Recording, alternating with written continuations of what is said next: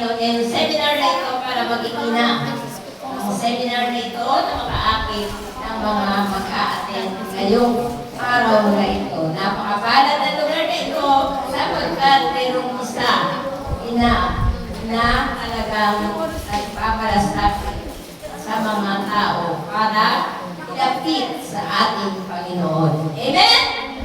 Palapakan natin ang ating Panginoon.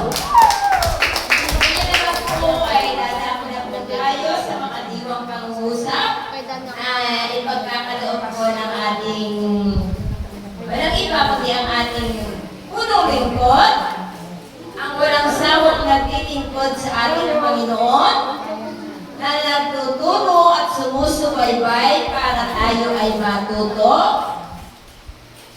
para palawakin ang ating mga karunungan. Siya po ang ginagamit ng ating Panginoon para tayo ay magkaroon ng kapuspusan ng karunungan na nagmumula sa Diyos. Tunay nga po na siya ay walang sawang naglilingkod sa ating Panginoon, may mababang loob, hindi marunong magalit, mapagpasensya. Patuloy nga po na ang tatawagin na po natin na walang iba kundi ang ating punong lingkod, Ginoong Dominic Reyes. Palapakan po natin ang ating Panginoon.